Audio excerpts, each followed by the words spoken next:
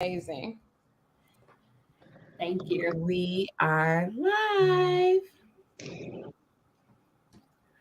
Awesome. All right, we are live. Let's see. Yes. Okay, Nicole, Yeah, are you connected to your page? I will be in 30 seconds. Okay. Yep, I am. Awesome. Okay. All right, well, we can jump right in because we are live now. Welcome, welcome, welcome, welcome. Hello, everybody in top tier transactions. Hello, everybody in real estate growth code. And most importantly, hello to all of our amazing guests. You guys look so amazing and ready to give out some great information, great tips, and to really bring home why people should actually join you at your brokerages. So I'm super excited to have everybody that's here from KW and Coldwell Banker. So welcome, guys. And hello, Ashley. Hey, how are you? I'm great. I'm great. Thank you for asking. Good. How are you today? You listen, we're twinning. The Bob, we're twinning Yeah, all we're the way. twinning. She already stole my face. I Now did. I stole her I didn't hair. get that memo. She stole my face. I This did. is so super exciting. I was a little bit when we first decided to do this, Ashley and I were concerned because both of for top tier transactions and for real estate agent growth code, we both are very, very adamant in our groups and just as a whole, that we don't want to the topic Keller Williams versus Coldwell Banker seems combative, right? But we want to make sure that we express out the gate that both of our groups and us as business owners are very, very collaborative focused. We really, really focus on collaboration over competition. The title was just simply to get people riled up in the groups and want them to be able to attend and come. But for each and every one of you guys that are on here, I know some of you guys personally, and I know that you are very, very highly, highly focused on educating not just the people that are at your brokerage, but just being a helpmate inside of the real estate community, which is why we had several people that asked to do this, but we handpicked you guys because we know your morals, we know your ethics, and we know the works that you want to do in the community. And that it's not about Coldwell Banker, it's not about Keller Williams, it's not about EXP, and it's not about Norman and Associates, where Ashley is. It's really about us just coming together as a collective and giving people information that they need to be successful in the real estate business. So now that we got that out the way, everybody that was on here thinking it was about to be messy, sorry.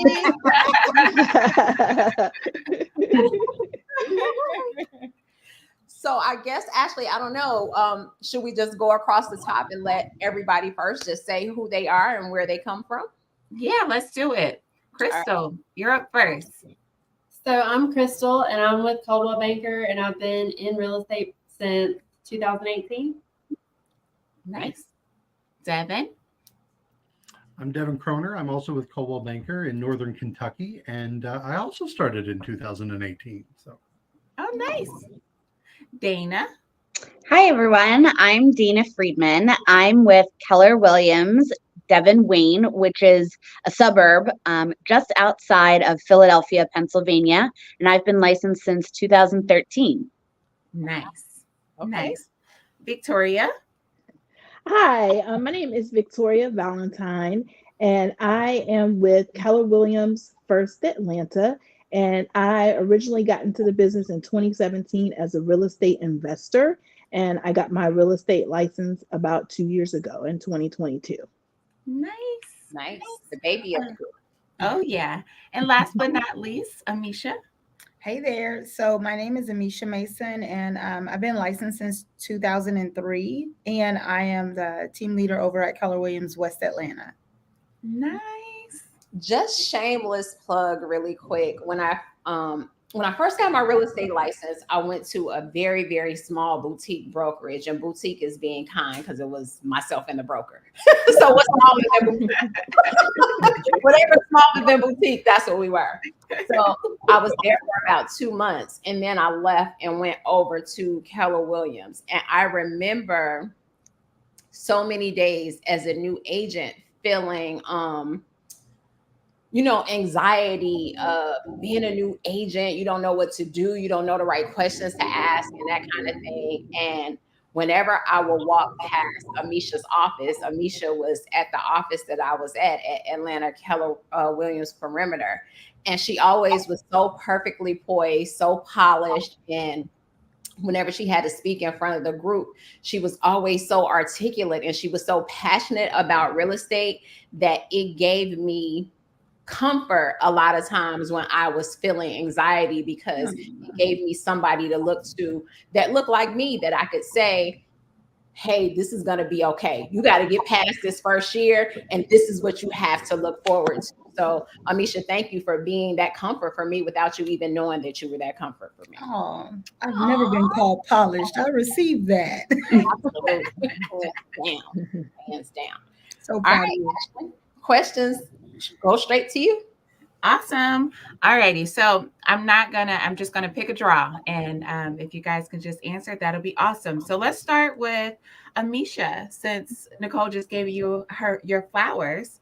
Why did you choose to join your brokerage? I want to clarify, Keller Williams or Keller Williams West Atlanta? Keller Williams, let's say. I chose Keller Williams mainly because they believe in helping you to build a business and not necessarily just become a great agent. And when I saw all the business opportunities that was available to me by way of affiliation, I knew that it was a place that I wanted to grow my business. So I always knew I wanted to be more than just a real estate agent. And Keller Williams allowed me to market myself as well as their brand, but they really promote entrepreneurs to grow businesses within their model. And so that's why. Nice. Listen, that's such a great answer. Such a polished answer. Thank you. What's the truth? Thank you for that. Awesome. All right, Crystal, how does your broker handle conflict and dispute between agents? So I saw that question and I was just thinking, I was like, I don't know that any of us have had any type of conflict. Not to say that there haven't been any, but I don't know about any of them. But I believe the way that it would be handled is just encourage the agents to sit down together and talk through it, because we all know once you sit down and you start talking through it, then some things don't make sense that you thought, that might have been what you were mad about. Awesome. So let me ask you this, and this is just because I want to pick your brain. Okay. I've been in a situation or two, right, being in real estate, where there has been a conflict in the transaction. Maybe we're fighting over the earnest money, the who's entitled to it, or something is not being done correctly in the contract, it's not being abstained, or whatever the reason was, right? And there became a conflict as we battle out for our clients. What would you say your brokerage would do, or what would you usually do to kind of tag your brokerage in to assist you in those kind of matters? So I have a really close relationship with my broker. So in those situations, I have been able to call her and say, hey, can you just make this quick phone call? I think this will all smooth over with that one phone call. Nice. So she's really good about doing that. That's awesome. Awesome. All right. Well, before we go forward, because that was I just told people we weren't going to be messy. That kind of was a juicy little question. Has anybody else in any of their brokerages had any conflicts amongst agents? And I've never witnessed it. I'm not in my office much, but I've never witnessed it. Has anybody had any conflict between agents in your brokerages, and how was it handled? I spoke, but I'll share. Yeah, of course. I haven't had conflict among agents within the brokerage, but we recently did have a conflict where an agent had conflict with another agent, their co-op. And so the way we handle it first is to acknowledge our culture. Keller Williams has a culture. We have something called the Y4C2Ts, and the W is a win-win for both parties. Now you have what's contractual, and then we have how we interpret the contract, right? And so if it's black and white, and it's a case of one person says this, the other person says this, then we have to have someone interpret the contract, whether that be a broker or an attorney. But when it comes to things that are a little gray area, we really pride ourselves on seeking a win-win for both parties. And sometimes that win-win looks like letting the other agent have the win, so we can have the bigger win, right? Which is harmony and peace within the transaction. So, I mean, the long and short of it is how we handled that was to really anchor the agent into our culture of collaboration. And sometimes we're required to take the high road for the greater good of all parties, because our agents are clear that they don't just represent themselves, they represent the entire brokerage. Absolutely. Absolutely. I love that answer. Great answer. Well, I have a semi-messy story that I can share if we want to spice things up a little bit. Come on, spice it up. Spice. Don't get it too spicy. You carrying my grandson in there. I don't want him to. No, not too spicy. no early labor spicy. Not that kind of spicy.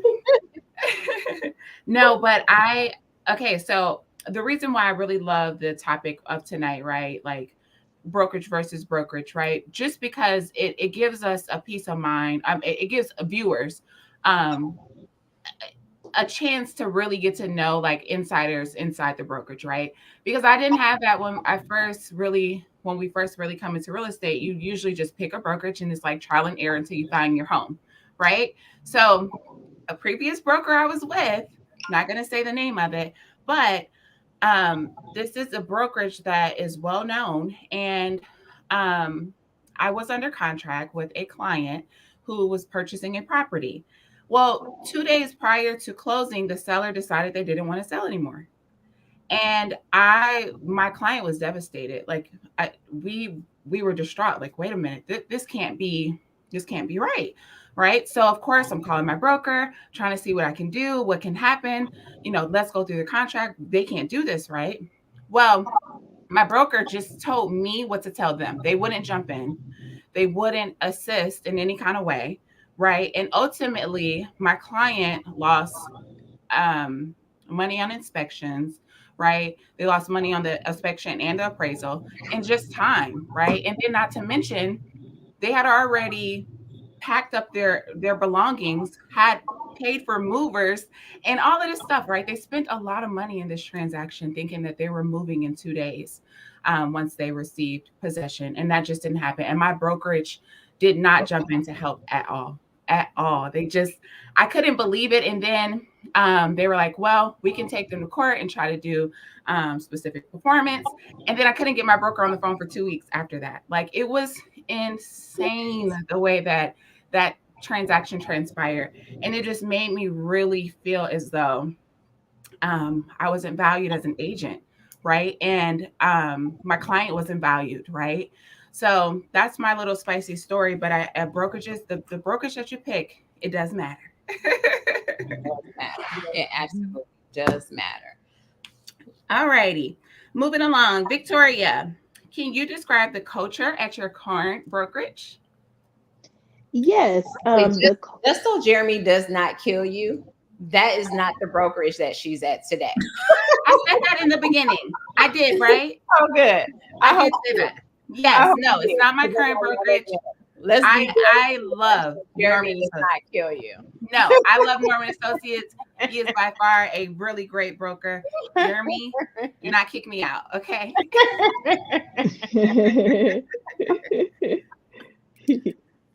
Sorry about that, Victoria. Okay, go ahead. Let's talk about the culture. Okay. The culture at my brokerage is awesome.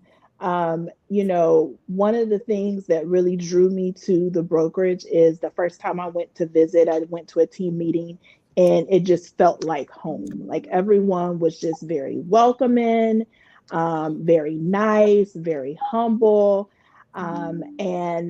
Being at the brokerage, everyone is so accessible. Everyone from the brokerage, for the broker to the general manager, the team leader, other agents in the office. If you need help, you can reach people. And they're very supportive. And you get the feeling that they want to see you succeed, that they genuinely want to see you succeed and they want to help you. And I really like that about my brokerage. Nice. Nice. I think that's important. That's one of the things, and I'm choosing my words carefully here, as you guys can see, but one of the things that, and I'm still relatively a new agent. I've only had my license for 6 years. So in the real estate arena, especially when you've got people that 2003 and, people that have been in this business for 30 years, that's still a baby in the industry. But I'm seeing a lot of new agents that it feels like some brokerages are just taking on so many people just to pad numbers, as opposed to really caring about the succession plan of their agents, really caring about their agents having systems and appropriate lead generation strategies, and really just having a culture of caring about the agent.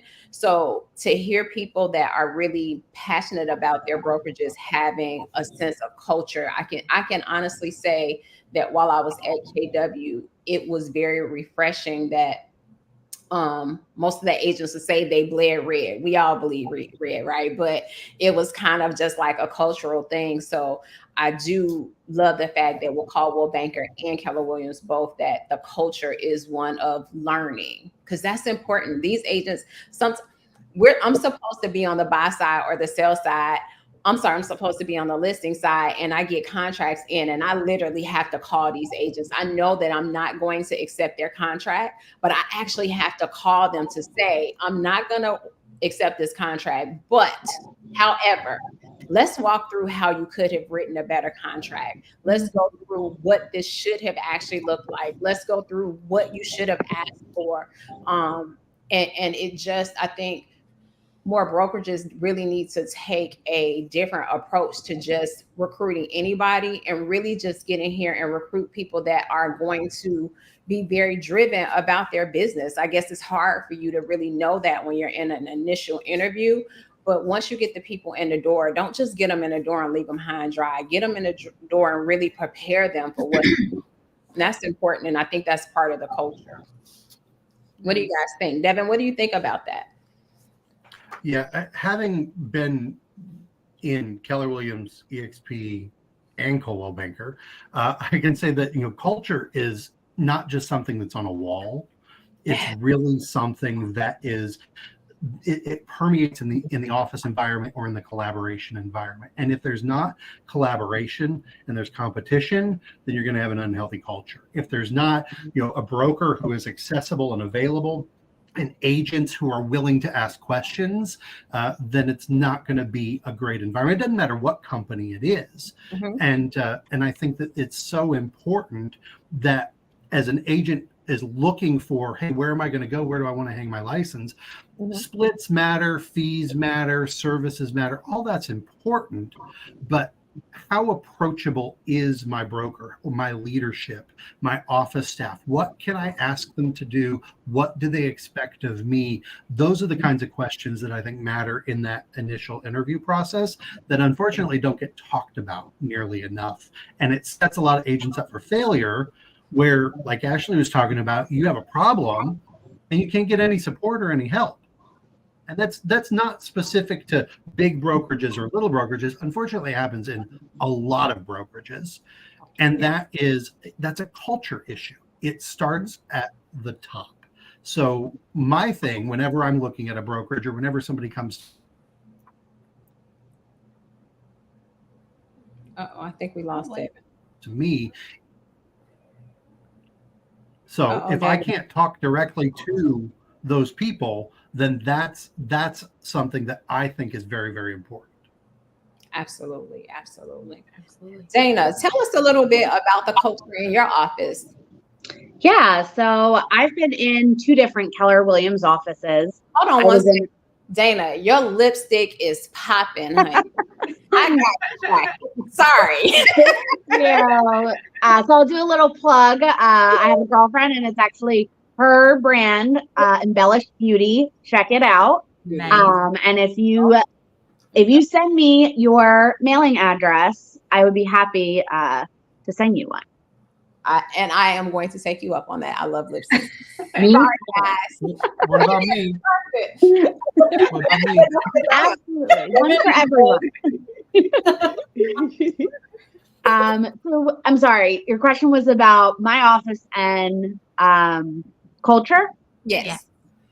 So I have been both in our Center City, Philadelphia office, and now I'm in our suburb, Devon Wayne office. So I went from, an office that had over 500 agents, and now I'm in an office with 200 agents, which I think is kind of unique in the sense that every Keller Williams kind of has its own vibe, but yet still retains the same exact culture. And I think the main philosophy of it goes back to how much the people matter, and that they've built this organization that's around the people, and wanting them to succeed, which is amazing. It doesn't matter if you're a brand new agent, if you're a millionaire, if you're luxury, if you're first time home buyers. There is opportunity for everybody.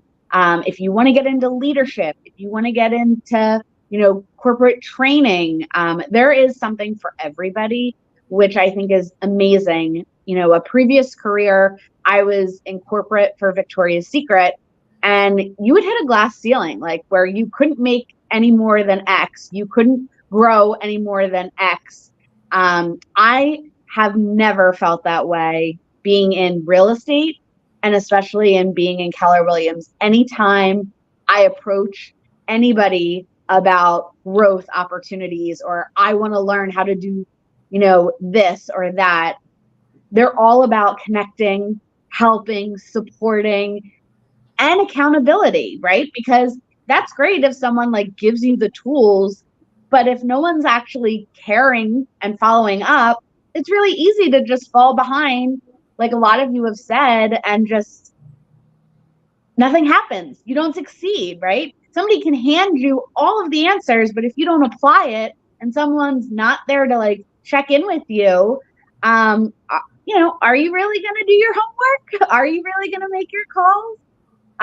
So I'm super grateful to be with a brokerage and in an office where I can truly say culture matters so, so much, because it's all about the people. I really feel like I get to be with my family. I hang out and I probably see these people more than my own family.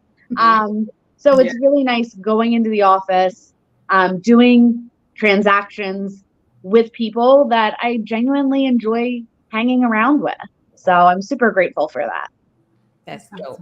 Back to you, Ashley, with the next question. That was super dope, Dana. Nice. Thanks. I have a follow-up question for you, Dana, but really quick, someone in the comments asked if they where'd it go? Let's look at my comments. Is it my lipstick again? They asked what brokerage is being referenced. I hope I changed everyone's name and just added the brokerage on the side. If someone can see that on your end, please let me know. Yep. Okay. So I'm at Keller Williams. Perfect. Okay. So yeah, if the viewers, if you guys can see that, please just put a comment in the chat. But Crystal and Devin are both Coldwell bankers. They're like a part of a secret society, guys. And Dana, Victoria, and Amisha, they are all a part of Keller Williams, different offices, but Keller Williams. I'm with Norman Associates. I'm not a part of the conversation, and neither is Nicole. She's with EXP. Now, before we even move forward to the next question, you guys know when we do these types of lives and when we do these types of broadcasts, we're not trying to sell anybody anything. We don't promote any coaching courses or anything like that at all. But tonight is an exception in the fact that there are so many people that are at a brokerage that, and we say these for a month, this one is going to live on forever because I want people to be able to really see why they should join Coldwell Banker, why they should join KW. And these may, hopefully the questions that we're asking are questions that people that are ready to switch brokerages want to know.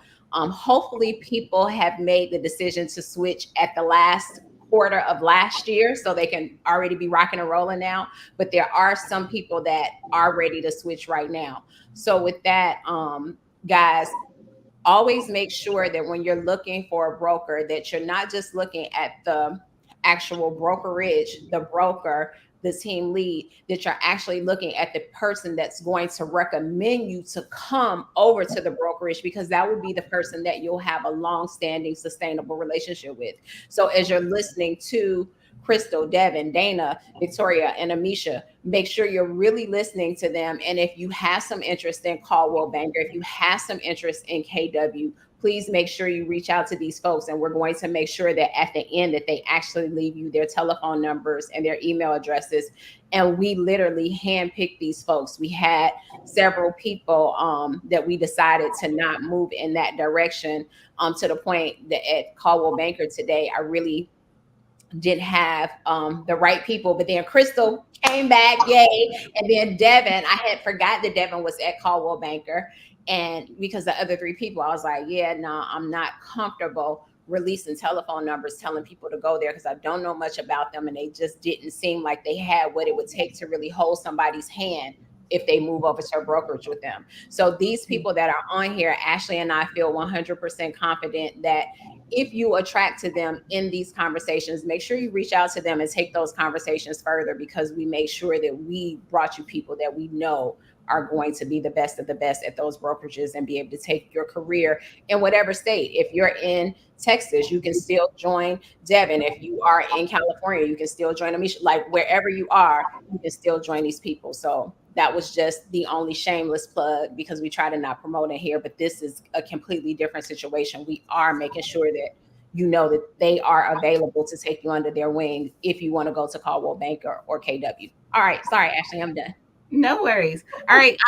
Just for the viewers, really quick, only the panel can speak, you guys. If you have any questions or comments, please leave it in the chat. I am monitoring, and we do a comment break where we just go through and ask questions from the comments. So please leave your comments and questions. All right, Devin, question for you. This is a good one. How does your brokerage support agents in lead generation and client acquisitions? Ooh. Isn't that always a fun one? Show me the leads. And I love it because lead generation is my specialty. But, we do a lot of things. The first thing that I think we have as a brokerage that is really, really great is our listing concierge service, which helps people basically from the very beginning, like not just with the pictures and all that stuff, but you get the single property websites. You get the text information, like the home spotter text code for flyers. You get all of that stuff as part of what they just offer you at a very, very discounted price than if you were to go out and just try and do all those things on your own. Because we all know that, listing agents, we spend money if we're going to list the properties properly. And please do spend some money and don't take all the pictures on your cell phone. All right. Just what's wrong with pictures on your cell phone? Throw that. You listed $1 million house. I do not want to see your iPhone picture. I want to see a wide angle lens. Thank you very much. Yes. We have all of that available through Listing Concierge, but then there's the marketing with what we have through some of the systems like Moxie or Dot Signal, things like that, where you can market, you can send out the newsletters, you can target specific areas and pull in market data. I know every company has different things like that, but those are things that are available. Of course, when it comes to actual leads, we partner with, OpCity, like a lot of other organizations do. But then we're always talking about what other lead companies are out there. So like in my office, couple of months ago, we did a whole office training on 26 different lead gen companies where you don't pay up front for the leads. You only pay if you close, referral-based lead sources that people could just go out and sign up for. and begin to generate leads. And then we did a compare and contrast with different lead gen companies where you do pay for the leads of, what are they offering you and how much are the costs and all of that. So while every office can be a little different, we all have a lot of those services that can really, really help us engage the clients digitally specifically, because that's so important in today's market. Nice. Victoria, does your brokerage offer leads just to see what Keller Williams is doing on your side? Well, what they do is they offer an opportunity to work like the desk so that you can like answer the phone and you can get those leads. They have like a schedule, sign up for that. They also have some other programs. They partner with some companies that have leads that they will help connect you to as well. So if you're interested in partnering with one of those companies, they will help you with the leads. So that's pretty great. Awesome. And Amisha, you're in a different Keller Williams office. Does your office provide leads? So we do not. We like to teach our agents how to fish. And so we have something called Money Making Mondays, which turned into Money Making Mornings. And so our agents will get together on Mondays from 9 to 11, and we hit the phones. We do script practice together as a brokerage. We did that for about 3 months. I would also add that we're a relatively new brokerage. So we just launched about 10 months ago. Nice. Yeah. We just opened our doors about 10 months ago. And so we, in an effort to get our agents in production and to generate more business, we go over scripts with them. And we had, like I said, Money Making Mondays every Monday. Well, starting actually this Monday, it's turned into Money Making Mornings. So we have lead generation as a brokerage together from 9 to 11, Monday, Wednesday, Thursday, Friday. Now we have 2 MREAs. For those of you who don't know what that is, a millionaire real estate agent, an agent who generates $1 million in gross income in a year. We had 2 MREAs who are investors in our market center. They donated about a total of about 9,500 leads in the fall. And so they had more leads than they could call. And for them, it was better if our agents called and they collected a referral fee than if they didn't get called at all. And so I'm very adamant to tell agents coming to KWS, we do not give leads. And we have given leads before, because we don't want the leads to be why people come. Because if Zillow, they're shutting their program down. And if you were an agent who survived on Zillow leads, you now have to figure out how to go generate more business. So we try to help our agents, and there's nothing wrong with buying leads. And our model is we teach agents how to build a business through building a strong database. I can say I'm proof of that. Since I have been in business since 2013, I have never paid for a lead. There is always someone who knows someone. It's just a matter if that's what you're comfortable with. So it can absolutely be done. You can definitely build a business and not have to pay for leads. So would you say your business is more so referral based and you've been successful at that? Okay. That's awesome. Well, Dana, I have a follow-up question for you. What type of properties does your brokerage specialize in, and how does that align with your strengths as an agent? Yeah. So what's really nice is because I do a few different counties, I have kind of a mix, which is really nice because my brokerage supports all of those. In our suburbs, it's kind of known as the main line. We're close to Villanova University, which is, a high-end Ivy League school. So we do have a lot of $1 million listings.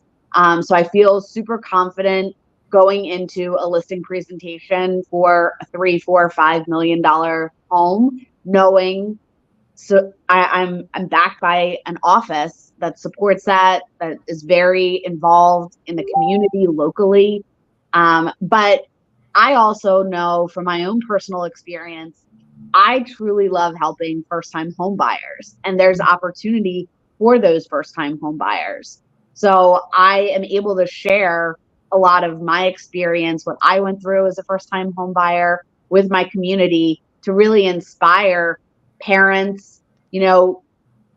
When your kid's 18, did you know they can buy a home and you can co-sign that loan for them and help them get into a first home? So really leveraging the community to support them. And my office has been amazing at supporting me with that. And I don't know if it's good or bad, but I also am notorious for turning my clients into real estate agents. So it's such a great experience. They love, the culture, and I've been able to sponsor them and help them get licensed and then, start their own real estate business. So I think in the past 4 years, I've helped 6 different clients, become real estate agents, which has been amazing way to give back and to inspire others that this is an opportunity for everyone. It doesn't matter if, college isn't for you and maybe you can't financially afford it. This is an opportunity for you if maybe you just lost your job, or got laid off or quit your job because you were really, truly miserable. This is a great opportunity if you're retired and you don't want to be retired. You still have a lot of vavoom going on and you want to, do something and hustle. It's a great way if you want to do a dual career or you're an empty nester. So I love being able to be an inspiration and to empower people to start a business, and to do this for themselves to build wealth. Nice. Great answer. I love that. Hey, Nicole, do you mind if we take a break from our questions and ask some questions from the chat? Sure, absolutely. All right. So EJ Sales Home said, on the topic of lead generation, I feel like I have earned and trend not to reply on my brokerage of leads.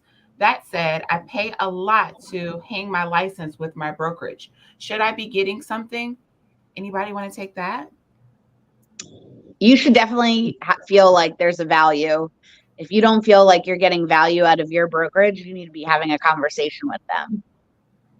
Right. 100%. Yeah. The value is important, but should you be getting leads? That's a bonus. Again, I love leads. I convert a lot of leads.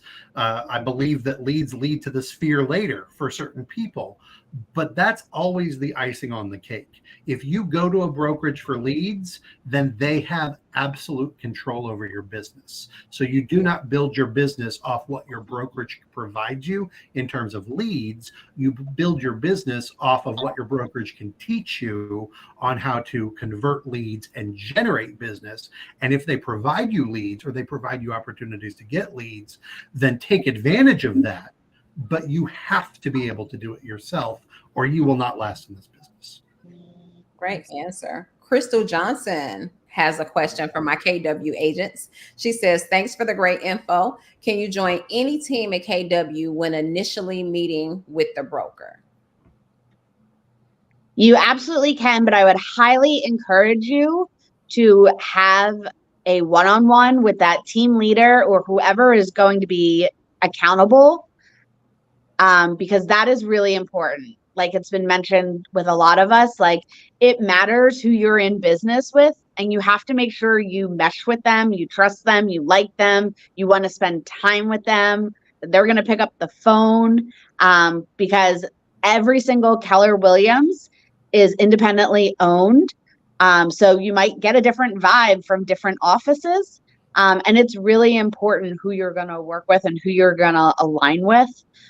Something that is very different going from a traditional 9-to-5 W-2 as you're an employee versus a realtor, which you're a 1099. You are a business owner. You are getting in business with somebody. You are giving them part of your profit.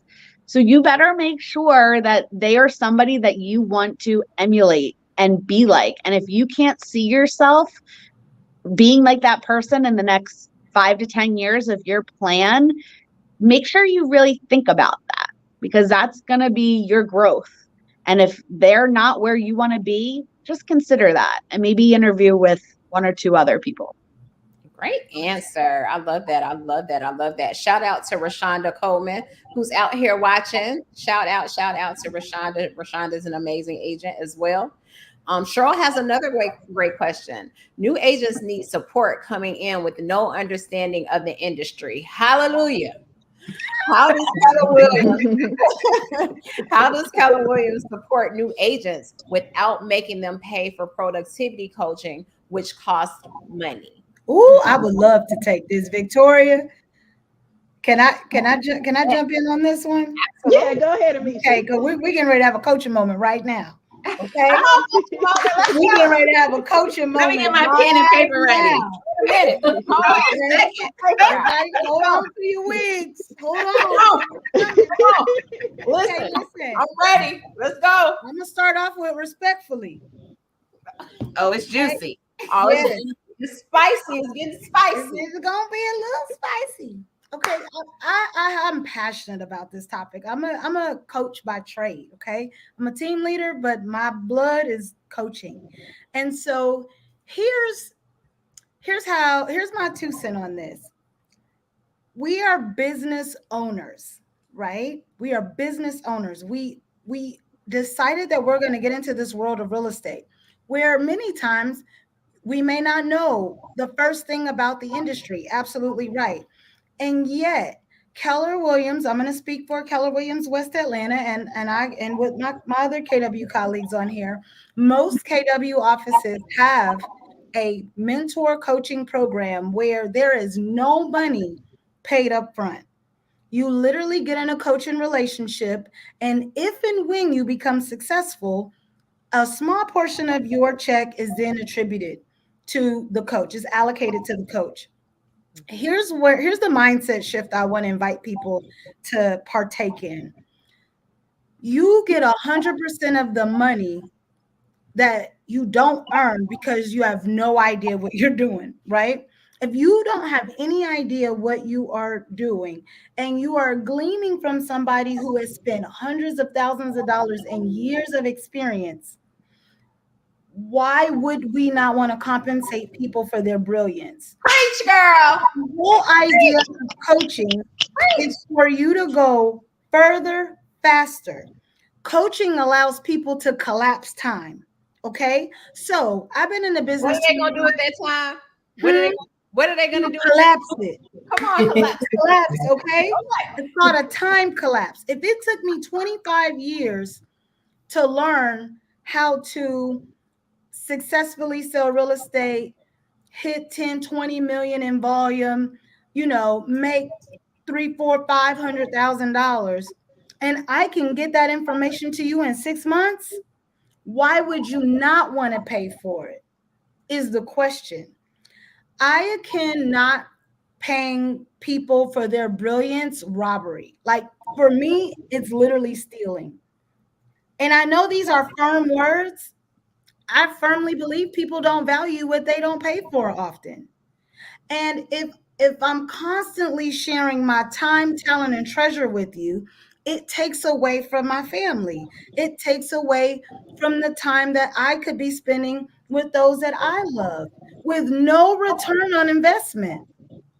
And so I believe real estate is one of the few industries where you can literally go get a license with practically paying a fee and passing a test, go make millions of dollars, and then newly licensed agents expect seasoned veterans to take time out of their business to pour and pour and pour with no guarantee that the agent that they're pouring into will execute. Yes. That will return an investment. No other business that I'm aware of do the business owner expects other business owners to take away from their business to teach them the game. And so I actually love, and I think it's very generous of Keller Williams to have a coaching model where the coach pours with no guarantee of payment. Because if the agent does not close a transaction, the coach never gets paid. but the coach can never get their time back. So here's what I'm gonna get off my soapbox. And here's what I would submit. Join a brokerage where you get so much value that if you opted not to have a coach, you could put wheels on your business and move forward. Make sure there's enough training, make sure there's enough access to leadership if you have a question. Make sure there's enough meat and potatoes that if you're a self-starter, you may not need a coach. But if you don't know what you're doing, the fastest thing you need to do is go find somebody to pay. I gotta have a spicy moment. So I was a productivity coach for a few years. I just want to say 3 things that she said real quick. I just want to recap 3 things: time, talent, and treasure. Am I going to give you my time, my talent, and my treasure? And I'm over here in 6 years, I spent $200,000.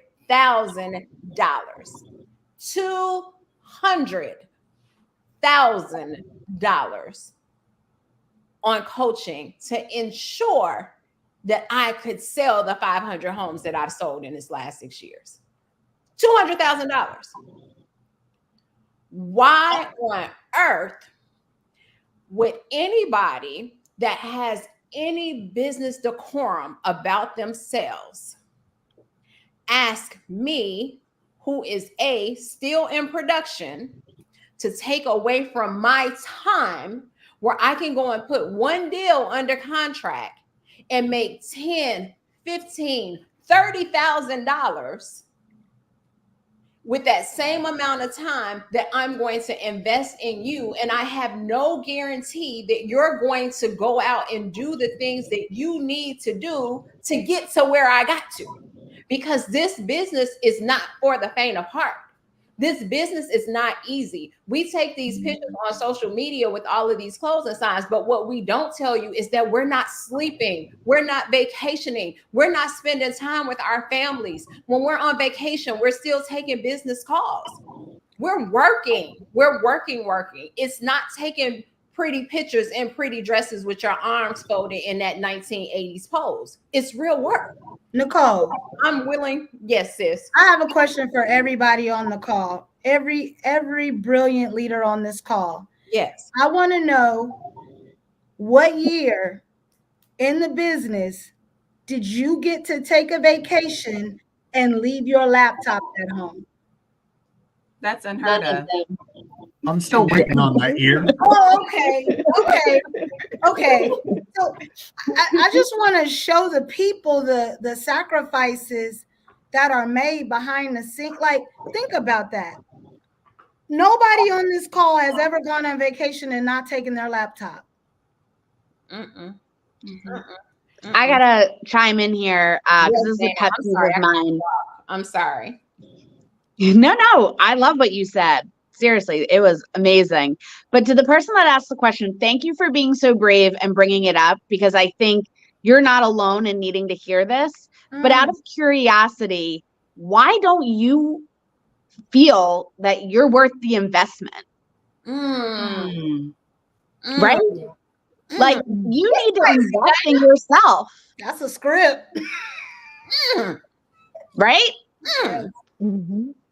Nice. Hey, I have my question here.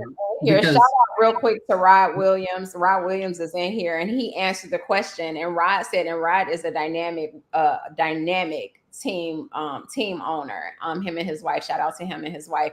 And he said he's been in this business 14 years, and never went on vacation without his laptop. Sorry. Well, we also got to put some respect on Rod and Dewana's name. 3-time MREA, Rod and Dewana Williams. You got to listen. You make $1 million and you still got to take your laptop on vacation. That just speaks to why people can't take time out their day to pour for free. Right. Let me get $20, bruh. My Cash App is Nicole Ambrose. Sorry, Devin. No, I was just going to ask. You invited us all because you know the kind of agents we are, but how many of us have a coach? Wow. Now, I know some of us on here are also coaches. Just so people know, I'm $3,800 a month right now. I have 3 coaches. Right. So some of us do coaching. Yes, Nicole, I know you're a great coach as well, but we have coaches. Like, how do you expect Michael Jordan, LeBron James got coaches, Tiger Woods got a coach, people who running for president, they have coaches helping them with speeches. And why would you think you're going to be successful just because you got a license to hang on the wall? Yes. Yeah. Yes. Exactly. Yeah. And I agree with everything that Amisha, Nicole, Dana, everyone has said. You have to invest in yourself. I mean, you're a business owner. You have to invest in yourself. And that is your education, your coaching. It's worth it. I mean, when you go and you get your real estate license, you just know enough to be dangerous. I mean, you don't know what it takes to really survive in this business. There's so much learning you need to do. And to be able to have a coach that will help you cut the learning curve and help you to build your business, it's priceless. Yeah. It's priceless. And I went through the productivity coaching program myself and graduated from it. And I mean, I would gladly pay again. I mean, they have also a momentum program, which is after you graduate, if you want to be a part of that as well. So yeah, I mean, you have to shift your mindset when you are going from being a W-2 employee to a 1099 because you're a business owner. So by shifting to a business owner, you have to be willing to invest in yourself and be learning based so that you can better serve your clients. Absolutely. Can I add in one thing really quick? Mm-hmm. I think that we forget, especially coming from corporate America, like a lot of us have, we forget that we are independent contractors. So yes, we are all business owners, but we are independent contractors. So we have to learn to go out here and hit the pavement and hit the ground running. Now, you know how I am. I like to play devil's advocate, but also I have a soft space for my new agents. So my new agents, if you're in a space on this call right now, the conversation that was just had is not for you to feel attacked. It's for you to understand the dynamics of this real estate business and kind of grow some tough skin because you have to have it, for one. But for two, a lot of us come into real estate not having a lot of money to pay for coaching, right? We are barely getting by. We only have enough to support our families, or we're doing a career switch and we're holding on to every coin that we have. If that is the case, take advantage of having an accountability buddy. Find another real estate agent that maybe you can pay for this class and they can pay for that class, right? They can pay for this coach or whatever, and you can, or this coaching session, and then you pay for this coaching session, and then you guys pick each other's brain and teach each other, whatever. There's so many different ways that you can get ahead in this business, right? By just getting the knowledge that you need, but don't count yourself out, or don't move forward or give up or feel like that you're lacking what is needed to succeed because you didn't try to get creative in the way that you learn, right? Or you may find a coach that is willing to work with you. I have seen time and time again, Nicole is like, look, I'm going to put you on a payment plan. I want to help you because I believe in your vision, right? I believe in where you're going. But if we don't feel the passion, or we don't feel like, you're really going to go out there and do it, why would anyone help you? If you just call and like, I need a coach. Well, what's your goals? I don't know. Or if you don't know, like, where are we going with this, right? So I think that in order for someone else to believe in you and be willing to mentor you at a discounted rate, on a payment plan, or whatever your situation is, you got to give them something to believe in. Yeah. So I just want to piggyback on that real quick. One thing. I promise. We'll be quick. That is true. And you have to go after the resources that are made available. It doesn't matter whether you're paying for a coach or not. Every company has training that most agents don't show up for or watch, right? Real estate growth code, you're putting out content every day. And you even made a comment earlier in the week or late last week about how people weren't being engaging. There are people out there willing to help, but you don't have to fork out money, but sometimes you just got to show up. Absolutely.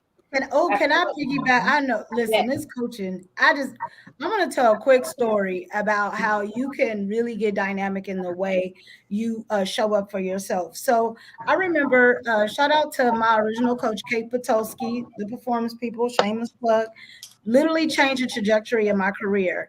I saw her speak one time and I knew that this woman could change my life and did.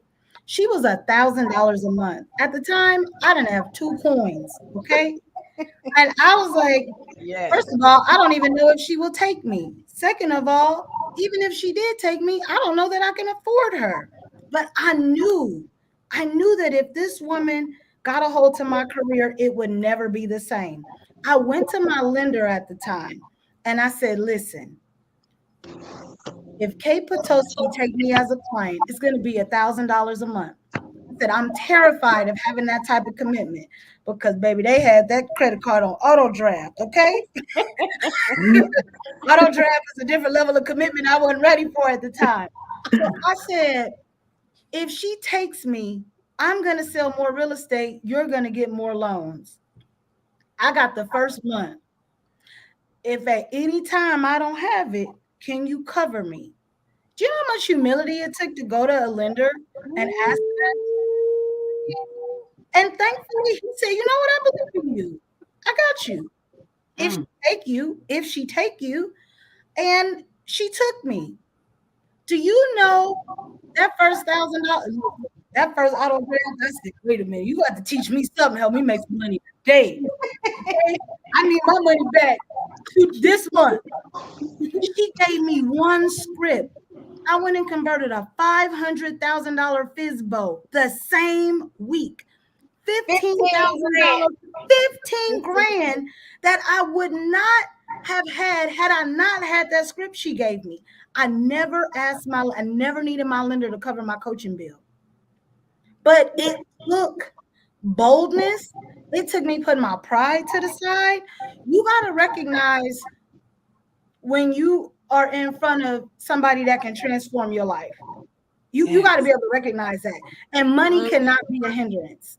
You got to go find it. If I would have had to go open up a credit card and just put that on auto draft, I'll figure out the payment later. That's what's going to cause, I'm going to figure it out later type of person, right? What I'm sharing with you is that relationship has paid me 10 times over. Yes. Right? So money is such the lowest form of currency. You cannot be separated from opportunity, life-changing opportunity because of money. And money will always be in question in the absence of value. So if you're questioning how much something costs you, the value isn't there. Correct. The value may not be there for you. So go find something where money is not even an option. You'll go figure it out. Yes. Hey, Crystal, you've been kind of quiet for me, girly. So I'm going to ask you a question. Hold on, Ashley. Can you ask her this question out of the chat? Sure. Out of the comments? We got a couple. Somebody in the comment wanted to know how do we identify a good coach versus a good mentor, and what's the difference? Natalie wants to know, how do we identify a good coach versus a good mentor? And we got to get back to your questions because you got great questions, Ashley. Okay, so a coach versus a mentor. A coach is somebody, like, for me, the way I picked my coach was, this person is doing what I want to do. They were not only doing real estate at a high level, but they were also investing at a very high level. And those are two things that have always been very important to me. So watching them do the things that they were doing and being able to accomplish the things that they were accomplishing, and I was just thinking, if this person will coach me, I might just pay them whatever they charge me because I need to learn what they're doing. A mentor is somebody that is just maybe a step or two ahead of you, that isn't so far ahead, that doesn't know how to tell you, like, what to put in a certain box on a contract, something like that. The mentor and yourself are kind of, I wouldn't say side by side, but y'all are closer together than you and your coach. Great answer. Great answer. And then I'm going to make this comment that Mika made, and then Ashley, go back to ask Crystal your question. So just going back a few comments ago, I did want to just make this plain, because we talked about it and kind of bypassed it. But Mika had a very good point. Shout out to Mika Mitchell over at Compass, who's on here with us as well. Mika said some agents want leads but need a coach to learn how to convert the lead. I had to learn conversion. Getting leads is the one thing, by the way, that you give someone. Why would you give somebody leads if they don't know how to convert it? So if you get all of these leads and you can't convert them, what was the point of going to a brokerage just for leads? All right, keep going. What was the next question for Crystal? Sorry. Awesome. Really quick, Dana, you had out one too. Here's a really good read for real estate agents. You have one too. Can you hold yours up? Ninja Selling is a really dope book, and so is The Millionaire Real Estate Agent. These are really great books. If you're new to real estate, you can buy a $17 book. If you can't afford a coach, you can buy a book. Okay. And if you don't like to read, get it on Audible and you can listen to it. There's so many avenues if you're not a reader, because I'm not going to lie, this can be a little boring, a little taunting. So if you would rather listen to it in the car or at night, that's an awesome option too. Awesome. Absolutely. Awesome. All right, Crystal, let's talk about it. How does your brokerage handle marketing and advertising on a broader scale for the benefits of their agents? I'm really interested in hearing this, because I've heard that Coldwell Banker has one of the most amazing marketing suites. So let's go, Crystal. We do. And it beats all I've ever seen. It's not the reason I chose Coldwell Banker, but it was a huge reason, because I do so many listings. I do much more listings than I do buyers. Like in the last 6 months, I literally only had one buyer. So the marketing that we do is not only like on a regional level, but also on a national level. We do have TV ads. And we do have a lot of social media things. On top of that, Devin touched on it earlier, was our listing concierge. And what that does is, like, you go in, there's 2 or 3 clicks, and your whole marketing is done. And it is literally a fraction of the cost of what I used to spend on listings. Before coming over to Coldwell Banker, I remember one specific listing, I spent about $1,200 in marketing on that listing.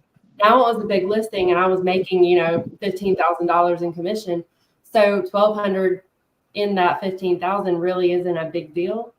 But let's compare that $1,200 to now having to spend like $400 on the same listing with a much better marketing, and it's a lot quicker and easier than having to go in and create my own marketing, then figure out what channels to put it on, and then everything else. With this, it's literally 2 or 3 clicks, and you get everything that you need, even more than what I even ever did before. Great answer. Nice. Nice. Now I feel like I need to go back to Jeremy and say, Jeremy, I think we need a listing concierge. And Jeremy, if you're watching this, we have to have a conversation, Jeremy. He just got back from vacation. I know you're ready to add some new things on. And one thing about our listing is like the social media ads that come along with it. We get leads from those social media ads, and I have converted several of those into new. Well, I don't work with buyers, but I have a team agent that does work with the buyers, and we converted those into transactions. So it's not just we're getting one listing, we're actually getting the one listing and then having, 2 or 3 buyers and another 2 or 3 sellers coming from each one. So that's how I've been able to have been as successful as I have been over the last year. That's awesome. Awesome. All righty, moving along. Let's say Devin. Devin, I have a question for you. How does your brokerage stay competitive in the local market, and what strategies are in place to adapt to market changes? That is an excellent question. And I feel like in this market, it's something that we all have to stay on. Everyone likes my questions today. So yeah, so I think from an agent perspective, having the tech and the support is part of it, but then having the in-office support is a big part too. Like we have an in-office IT person. We're adding transaction coordinators for free, like no fees, nothing's going up. Q2, every file we can have a transaction coordinator. Now I don't know what all they're going to do yet because they haven't told us that, but those sorts of things can help us save that time and be competitive. But then using the data that we get and pairing that with the technology that we have to create the videos, the social media posts, the scripts. I get an email every week from our marketing person who gives me links to share so that I don't have to go out and figure out, what do I want on my social media?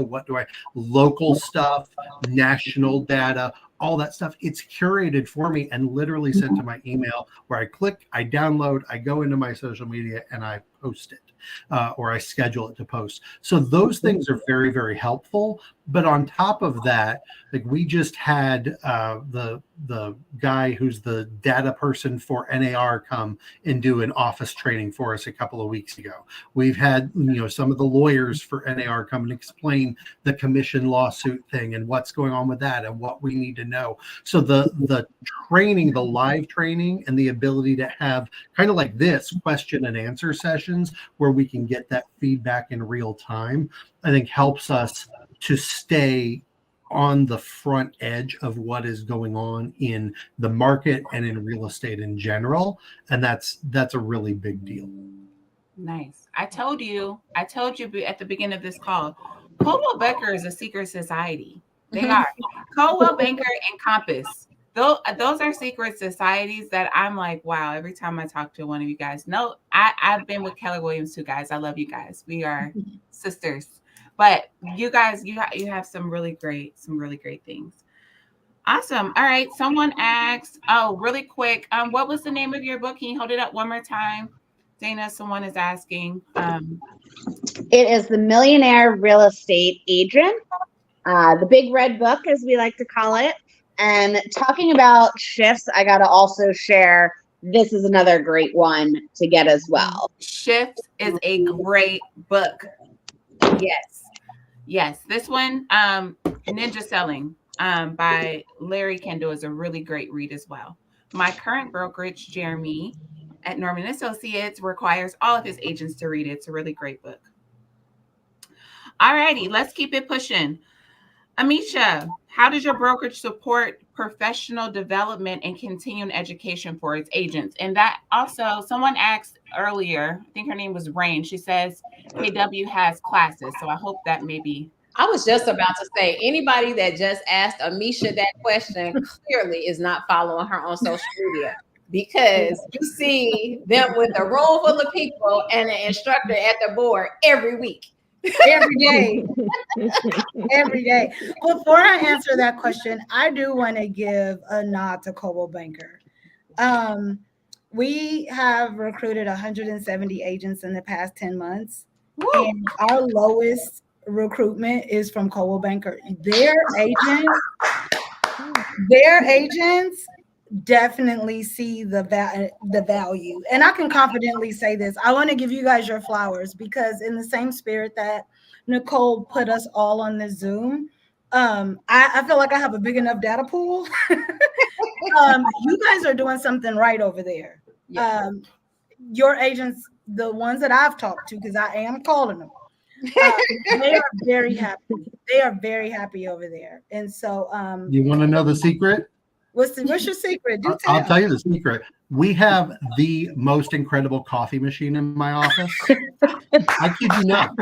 They recruited me for 6 months and I said no. And when they finally got me in the office and they took me to the coffee machine, I signed the paperwork that day. No lie. I call my OP so we can get an espresso machine. Okay. Listen, no, that is 100% true story. Definitely want to give your flowers. No, somebody said the coffee is great. Someone Amisha, while you said that, I want everybody watching and everybody that's on this panel be not confused of why we're doing this with every brokerage. Be not confused of why Keller Williams and Coldwell Banker were the first two. And I'll leave that like that. Dropped mic. And collaboration is everything, guys. I mean, Yeah. trust me, there are awesome Keller Williams agents, and there are people that just shouldn't be agents in every single brokerage. Absolutely. We want to make each other better, so we all have a better experience and our clients have a better experience. Absolutely. Absolutely. Hey, Devin, really quick, Victoria, I'm about to ask you a question, but Devin, before you go and find out what your brokerage now has to offer as far as transaction coordinating services, you and I are going to have a conversation, and I'm going to tell you what Top Tier Transactions does, and then you can compare to see what it is that they do, and who may the best man win. I'm ready. That was a plug and what nothing shameless about. None shameless. Okay. I do want to answer your question about the professional development. Oh, yes. Yes. So I'm personally responsible. Like, it's my baby. My training calendar is my baby. And so I have some criteria for who gets to stand up in front of my agents. And I have a rule of thumb is I have every person that comes into the brokerage that teach to the top 10% of the room. And so that everybody else can grow into the conversation. Wait, so go back. So you put the top 10% of the agents in your brokerage in the room, and then that top 10% is responsible for training everybody else. I think no. What I mean is the person who gets to stand up in front of my agents, my request is that they teach to the top 10% of the room. Got it. Okay. Right. Okay. So that the other agents can grow into the conversation. Because what I don't want to do is have a situation where I have training and all the new agents are getting what they need.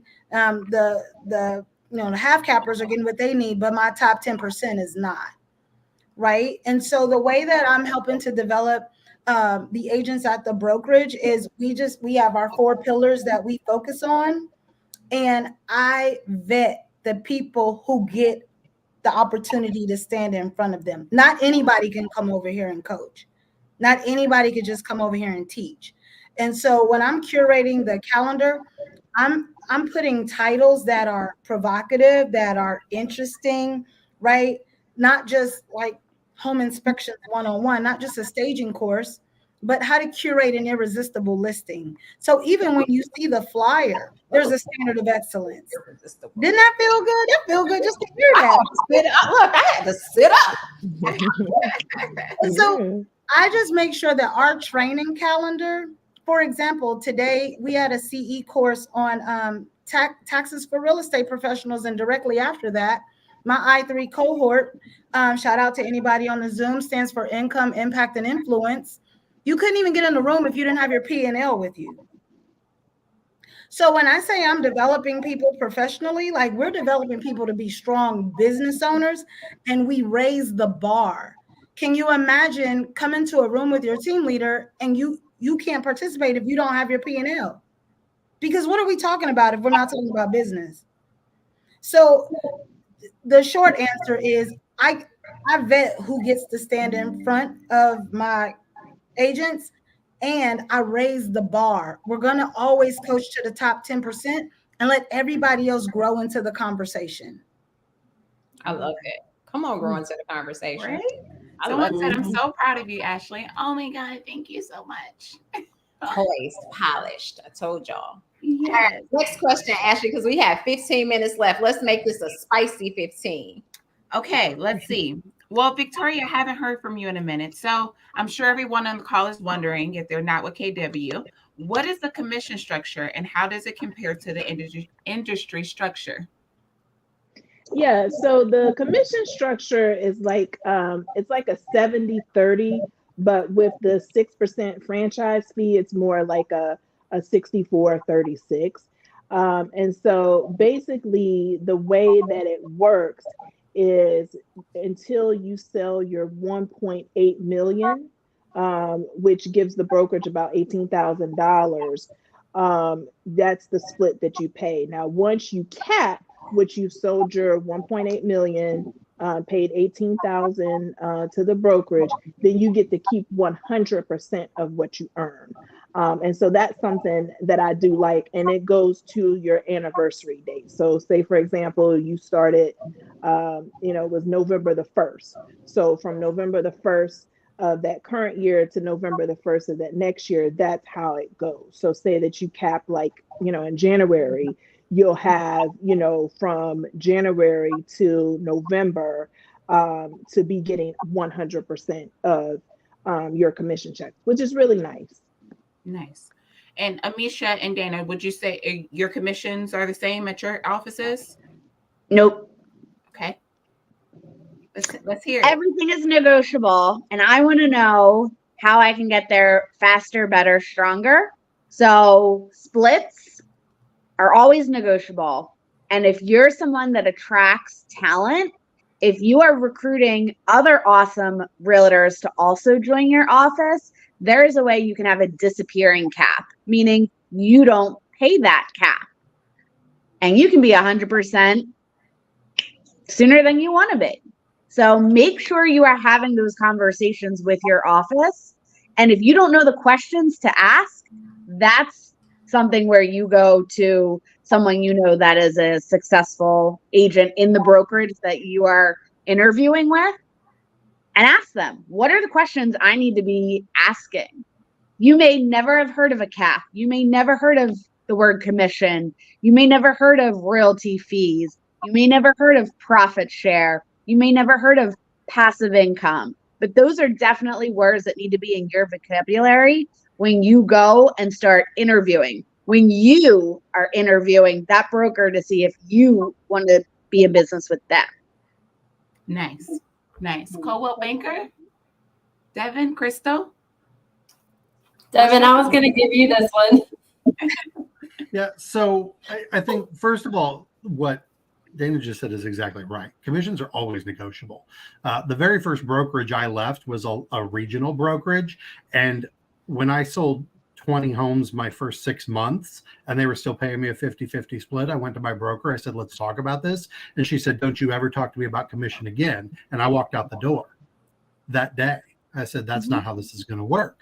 So it's always negotiable. But the way Coldwell Banker does it, at least in my office, different agents can actually have different splits when they come in based on their production, based on their experience, based on, honestly, who else you bring in with you.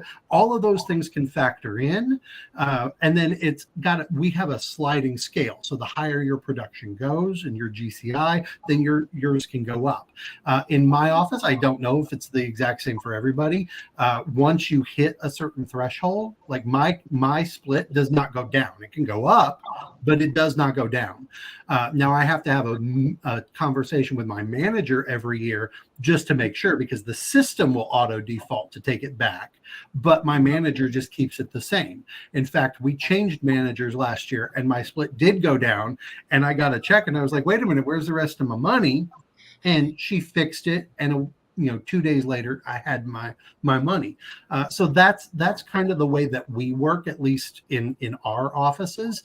We also, Keller Williams does their profit share, which I think is really cool. We do something similar. We have a 2-2-1 reward system that is 2% for the first 2 years, and then 1% consistently for agents that you bring in off of their, essentially company dollar commission. So, it can definitely be different though. And the biggest thing is, don't be afraid to talk about it.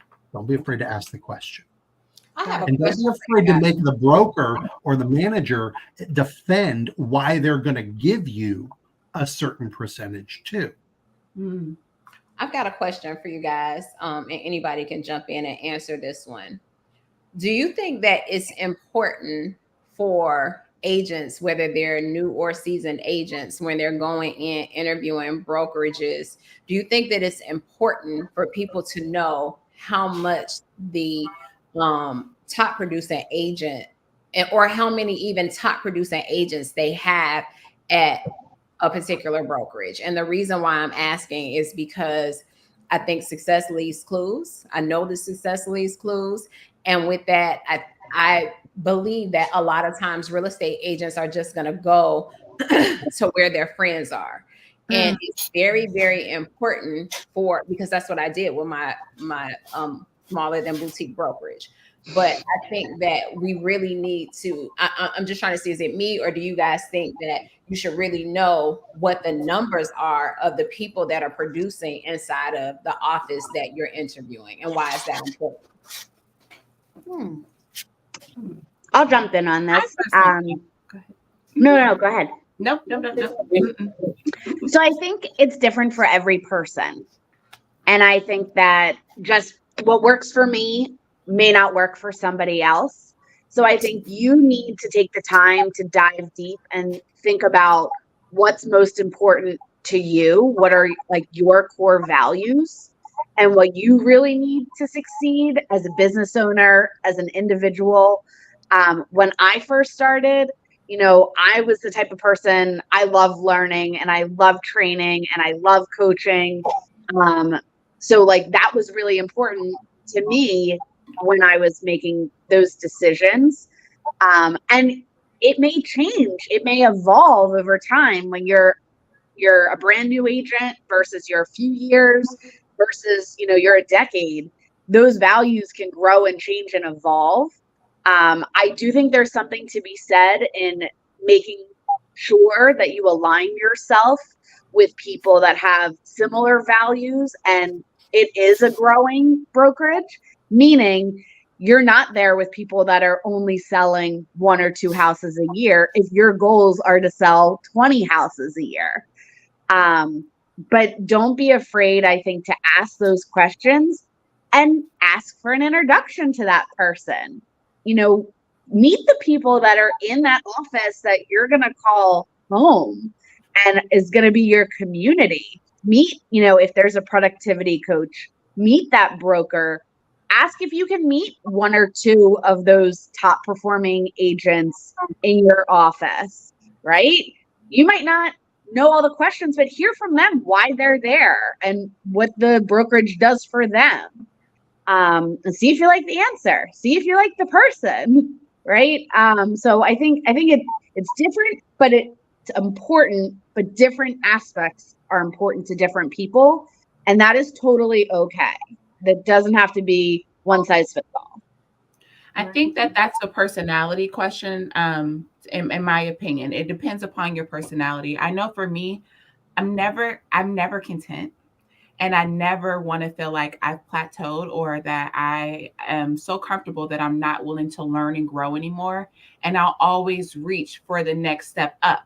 So I can't be at a brokerage who the highest ranking agent maybe did $750,000 last year or $1 million last year, right? Because then what do I really have to look towards? And what you said is true. Success does leave clues. So I think it depends on the personality type. If you're okay, or maybe you're a dual career agent where, you just do real estate on the side, that you just want to do 1 or 2 deals a year to offset income or save money for your child's college fund, and you don't really care to hit big numbers and things of that nature, then yeah, it may not be important to you. But if you're someone who's full-time, who's hitting the pavement every day, you live, eat, and breathe real estate, to me, then yeah, I want to be with a brokerage that makes sense for the drive that I have and where I'm trying to go.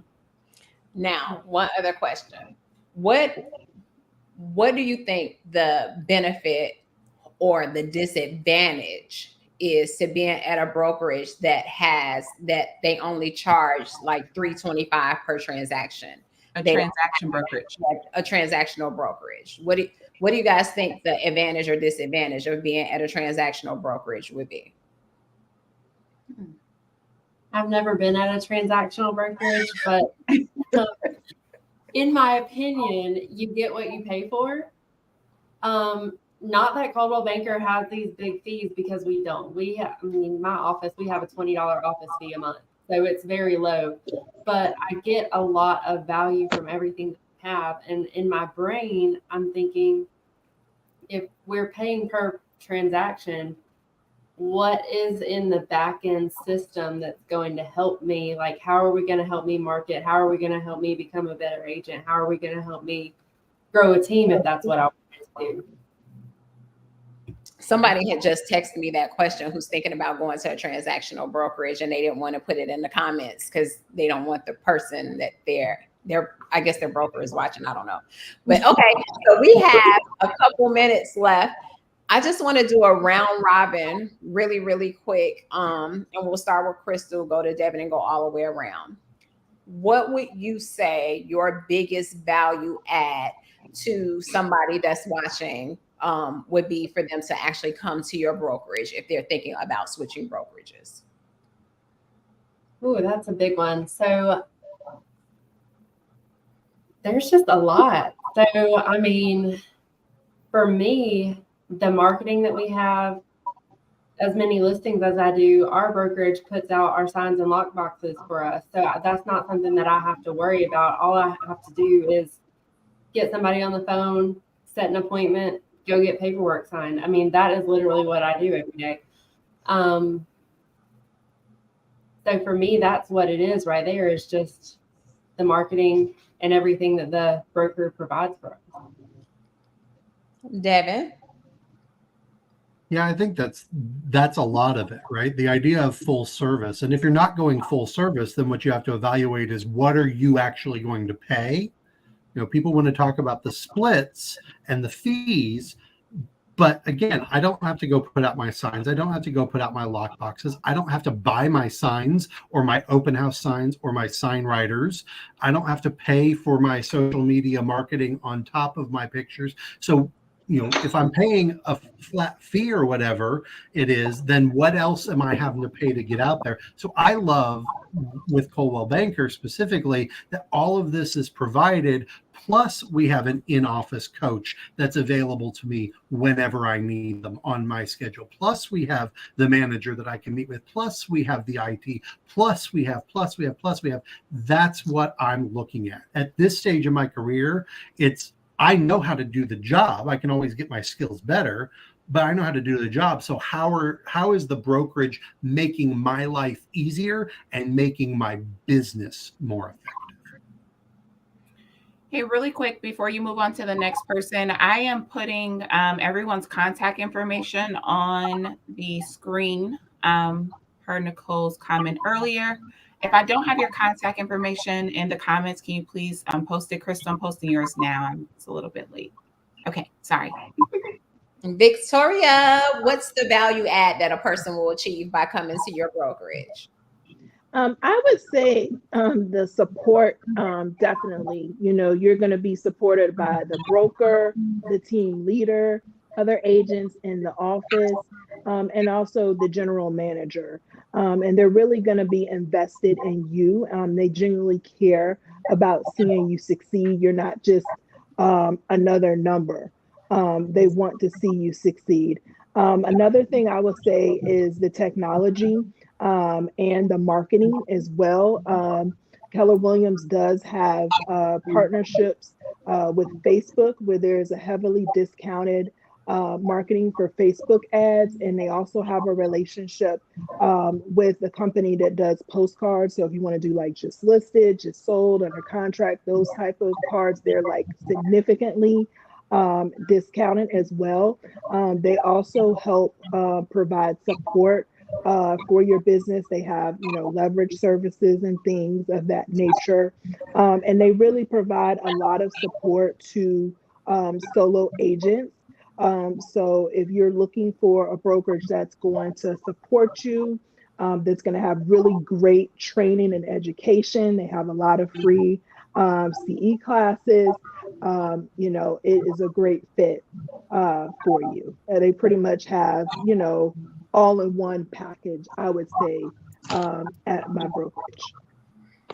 Perfect. Nice. Victoria, can you put your contact information in the chat, please? Sorry. Team lead, Amisha, what's the value add? I would say the value add is access to my leadership team. We have an unprecedented leadership team. We have 2 MREAs. My OP is 33 years old. She owns the first majority minority owned Keller Williams in the Southeast region. And these these stats and bios are nothing to shake at. Like, and the fact that my agents have up close and personal, sometimes, be honest, sometimes I don't even think my agents realize the value add that they get in the leadership team that we have. I would be remiss if I didn't mention our investor group.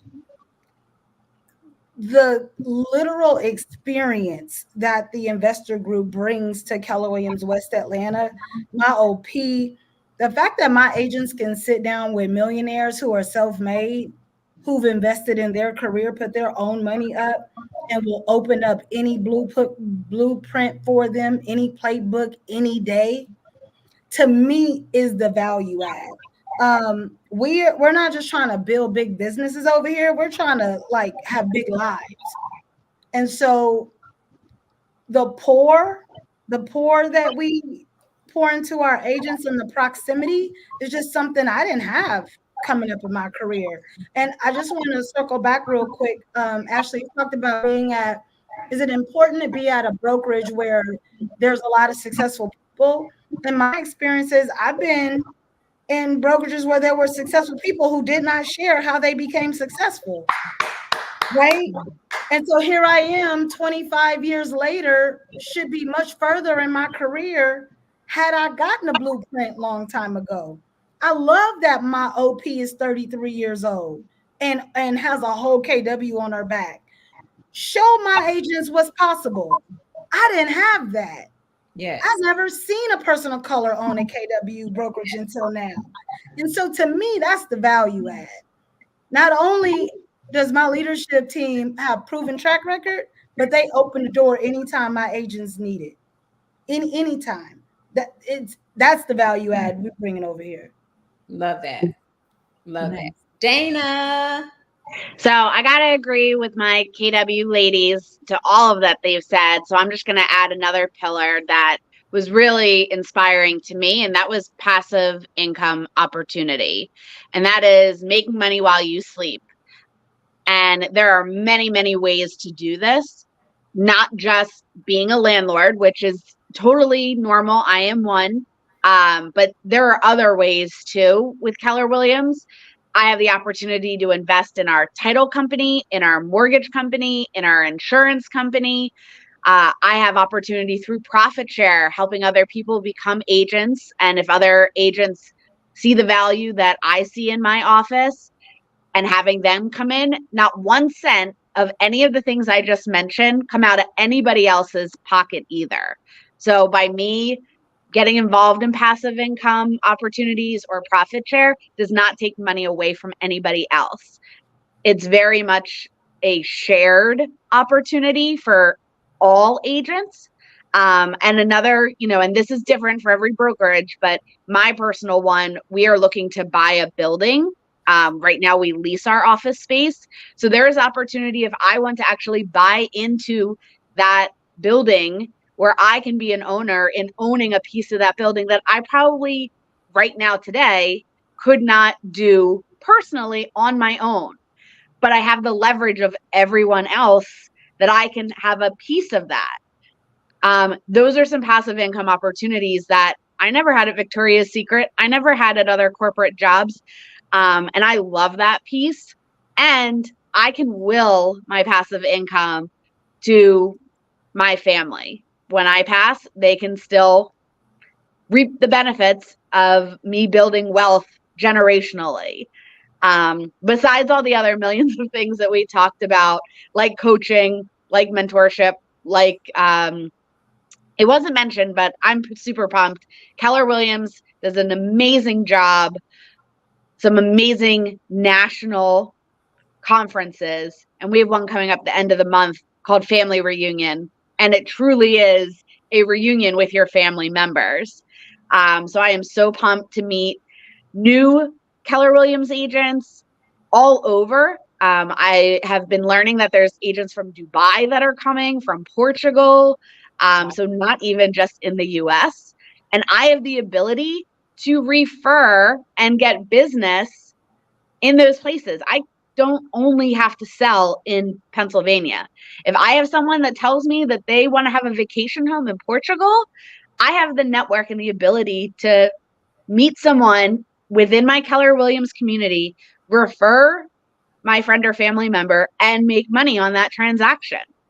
So, I mean, there's so many ways to grow wealth, and nobody has ever denied me when I raise my hand and ask in my Keller Williams family. Everyone's like, I'm going to connect you with so-and-so. I'm going to make sure that you get an introduction to this person. So I am so excited every day to wake up and to be part of this community. And I think that's why I can't stop telling people about it and inevitably turning my clients into realtors. But I'm super, super pumped and super grateful. And, you know, I got to give a shout out to all of you guys for putting this together and having this platform. I think this is amazing, and we need to do more of this. It's not about Keller Williams, Coldwell, Compass, ABC. We are all a community. We are all small business owners, and we need to support each other and level each other up. For sure. I love that. So in closing, we're 5 minutes over. So Amisha set the tone real quick. Like, she did a lot of three word things that kind of stuck out to me. She did time, talent, treasure. She did income, impact, influence. Like, I was taking notes while you guys were talking. So I really literally like took a page of notes while you guys were talking. But I want to just go through real quick, same round robin, and just give 3 quick words of to the people that are watching of why they should pick you as their sponsor to come to Coldwell Banker or to Keller Williams. Just 3 words that represent you. 3 words, just 3 words. I want to go last this time. Okay. Dana, let's go back the reverse. All right. Dana and then Amisha. Okay, mine is going to be passion, purpose, and profit. Woo, passion, purpose, and profit. Come on, passion, That's purpose, good. and profit. That's a good one. That's a good one. Let's go, Amisha. Amisha, you done gave 3 a couple times. So I'm just gonna give you one, okay? Because we got language over here at KWS, and our word for the year is unprecedented.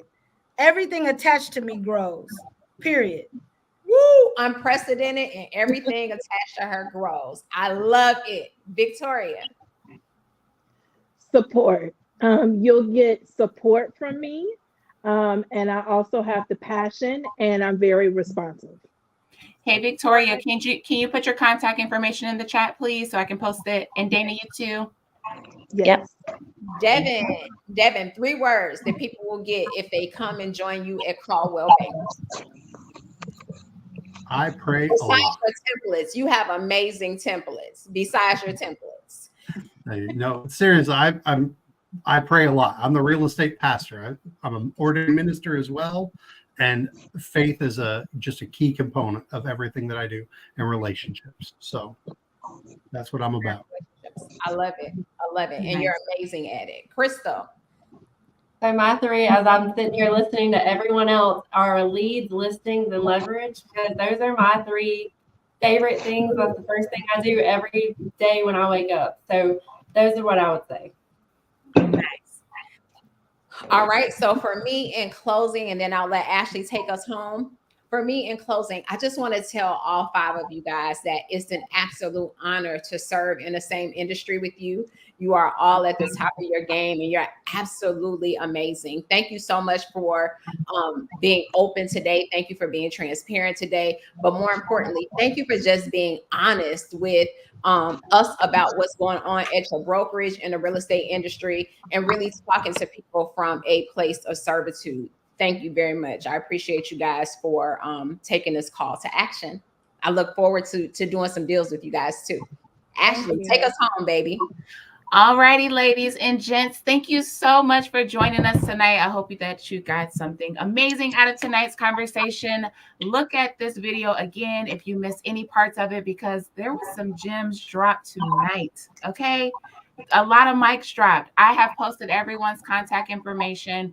One more person. Let me just post Dana's really quick. Hold on. And I'm going to, Ashley and I, inside of Real Estate Growth Code and Top Tier Transactions, we're going to post all of their names, their brokerages, their phone numbers, and their email addresses. So this video will be posted, but in a separate post, we're going to actually tag them on social media so you can have their pages. We're going to give you their phone numbers, their email addresses, and just make sure that you guys can connect with them if and when you you'd like to. Absolutely. So tonight, you guys, if you are looking to switch brokerages or you're looking to just get more information, look at someone on this call, look at their pages, look at their social media, see what they are about and what they stand for, and really find someone, even if it's not someone on this panel and it's someone else, right? Find someone that you see something that you want, right? Find someone you identify with, and then ask for sponsorship, and then ask for coaching. And I promise you, the people on this panel, they will not lead you wrong. I am so happy for tonight's call. I have met some wonderful people. You guys are amazing. Again, this is Ashley with Top Tier Transactions, and we are checking out. I gotta go get unprecedented. Bye, I'm gone. Love y'all. Thank you. Good night. Good night. Good night.